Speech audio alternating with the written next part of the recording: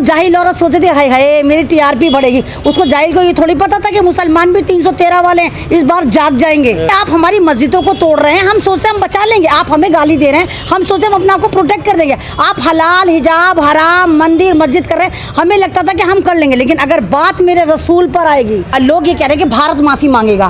भारत क्यों माफी मांगेगा? मांगेगी माफी बीजेपी, मांगेगी माफी नविका, मांगेगी माफी जो है वो टाइम्स नाउ वाले मांगेंगे। भारत ने थोड़ी बेइज्जती करी है रसूल पाक की। जिस रूलिंग पार्टी ने बेइज्जती करी है पूरी दुनिया से, वो माफी मांगे। भारत क्यों माफी मांगेगा? कभी मामा का बुलडोजर, कभी बाबा का बुलडोजर, कभी जिहाद कंट्रोल बोर्ड बन जाता है, तो नुपुर शर्मा की प्रॉपर्टी पे बुलडोजर क्यों नहीं चल रहा भाई?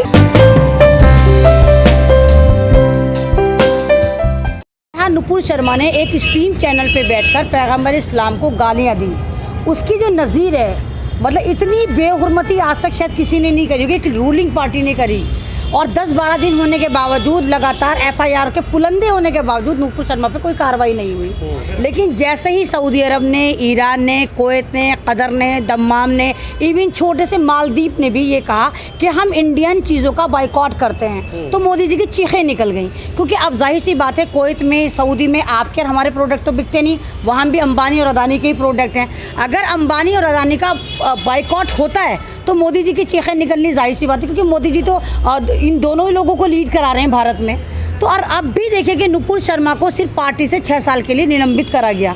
हमें क्या मालूम अगले साल हो सकता है या 6 महीने बाद उसको फिर लेकर आ जाएं। और दूसरी बात ये देखिए कि नुपुर शर्मा को एक तरह से मोदी जी फॉलो कर रहे हैं, अमित शाह फॉलो कर रहे हैं, अब बहुत सारे ऐसे लोग नितिन गडकरी फॉलो कर रहे हैं। 4 ऐसे बड़े लोग हैं जो अभी भी फॉलो कर रहे हैं। यानी कि कहीं ना कहीं ये अपनी राज दुलारी को, ये नुपुर शर्मा को या एक तरह से प्रोटेक्ट दे रहे हैं। तो ये सिर्फ बेवकूफ़ बनाएगा, हम पार्टी से निकाल लें जब इतनी सारी एफआईआर हैं। और यही काम कोई मुस्लिम समाज का आदमी कर देता है। जैसे आपने देखा शामली में एक लड़के ने लीची की पिक्स लगाई, उसमें फ़ौरन उसको जेल में डाल दिया, यूएपी लगा के, जी आपने दूसरे धर्म की भावनाओं को आहत करा है। तो दूसरे धर्म की भावनाओं को तो आहत मानते हैं, लेकिन जब आप दूसरे धर्म की भावनाओं को आहत करते करते खासकर उनके मैसेंजर ऑफ इस्लाम को गालियाँ देते हैं, तो आप वहाँ पर कार्रवाई नहीं करते।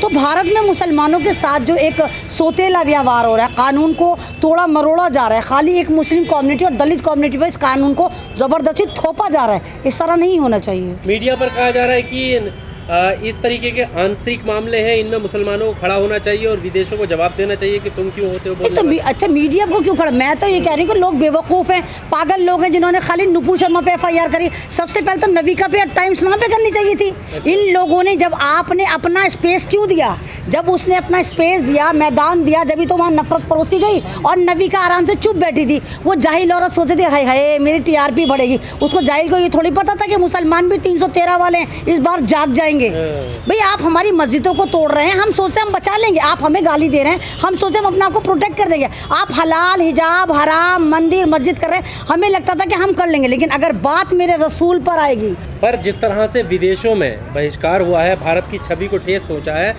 तो कानूनी कार्रवाई तो अभी भी नहीं हुई है, प्रोटेक्शन दिया जा रहा है। एक बात ये देखिए कि लोग ये कह रहे हैं कि भारत माफी मांगेगा। भारत क्यों माफी मांगेगा? मांगेगी माफी बीजेपी, मांगेगी माफी नविका, मांगेगी माफी जो है वो टाइम्स नाउ वाले मांगेंगे। भारत ने थोड़ी बेइज्जती करी है रसूल पाक की।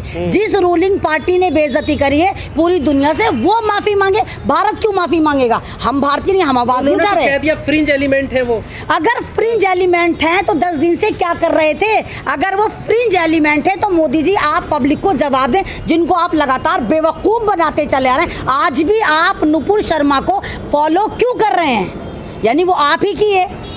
तो ये ड्रामेबाजी है। इनको पता है कि भारत के लोग बहुत बेवकूफ़ हैं, ज़रा सी लॉलीपॉप दो बेवकूफ़ बन जाते हैं। अरे पार्टी से निकालो ना निकालो, हमारे में क्या फ़र्क पड़ता है? आप उस पर कार्रवाई करें। और जो आपका जो बुलडोज़र, कभी मामा का बुलडोज़र, कभी बाबा का बुलडोज़र, कभी जिहाद कंट्रोल बोर्ड बन जाता है, तो नुपुर शर्मा की प्रॉपर्टी पे बुलडोज़र क्यों नहीं चल रहा भाई? उसकी प्रॉपर्टी पे बुलडोज़र भी चलना चाहिए, उसको अरेस्ट भी करना चाहिए, और उसकी जितनी भी तमाम संपत्ति है, जो पैसे हैं, वो तमाम उन लोगों में बंटने चाहिए जिन पे सरकार आज तक सोतेला व्यवहार करती चली आई है। आपको लगता है ऐसा होगा? ऐसा होगा नहीं, लेकिन मांग तो कर सकते हैं। मांग तो कर सकते हैं आप। मांग तो आप कर ही रहे थे 10 दिन से, आपके कहने पे थोड़े ना पार्टी से भी निकाला। पार्टी से जब निकाला जब अरब के देश जागे हैं। तो जाहिर सी बात है अरब के देशों को और जागना चाहिए, अरब के देशों को और जागना चाहिए। अगर मुसलमानों की सुनवाई भारत में नहीं हो रही तो मुसलमानों को या तो यूएन में जाना चाहिए या अपने सऊदी अरब की तरफ, जितने भी इस्लामिक कंट्री उनकी तरफ देखना चाहिए। भारत में तो उनकी सुनवाई हो ही नहीं रही। अब आप देखिए कि इतना, वो आपको याद होगा नरसिम्हा स्वारानंद, उसने देखा हाय हाय ये नफरती चिंटू मुझसे आगे चली गई, नंबर 1 पे चली गई। कल उसने भी भौंकना शुरू कर दिया कि हाँ बिल्कुल सही कहा, ऐसा होना चाहिए वैसा होना चाहिए। तो इनके जो हौसले वो जग गए, दूसरे समाज को ठेस पहुंचाने की आदत हो गई। इन पर कार्रवाई होनी चाहिए, नहीं तो सरकार को सत्ता से उखाड़कर बाहर फेंक देना चाहिए। पर अभी इनका जो स्टेटमेंट है उसको सपोर्ट तो समाजवादी पार्टी वाले लोग भी कर रहे हैं। तमाम उनके जिला अध्यक्ष हैं जिन्होंने नुपुर शर्मा के समर्थन में अपना कहा है कि अरे आप ये वाली बात लिख रख लीजिए, नुपुर शर्मा 3 महीने बाद, 4 महीने बाद, 1 साल बाद उससे भी बड़ी पद पे आएगी। अभी तो एक छोटी मोटी पोस्ट पर थी वो। आप इसको देखिए कि कोई ना कोई इसको इलेक्शन लड़वा के कोई ना कोई इसको मंत्रालय दे दिया जाएगा। और बीजेपी ऐसा इससे पहले भी कर चुकी। आपको याद होगा बहन जी मायावती को भी एक बंदे ने गाली दी थी, उसकी बीवी को इन्होंने एमपी बना दिया था और बाद में फिर उसको ही बना दिया था। तो ये बीजेपी की पुरानी आदत है, थूक के चाटना। और सुबोध कुमार को मारा था उसको, बिल्कुल मैं तो कह, इनकी पुरानी आदत, ये बेवकूफ़ बनाते हैं, ऐसा होता रहेगा। नुपुर शर्मा के लिए आप तमाम लोगों को अभी बैठना नहीं चाहिए, पूरे भारत को उतरना चाहिए और कहना चाहिए कि नहीं, हमें नुपुर शर्मा निलंबित नहीं चाहिए, हमें नुपुर शर्मा पे कार्रवाई चाहिए। साथ साथ टाइम्स नाउ चैनल पे कार्रवाई चाहिए।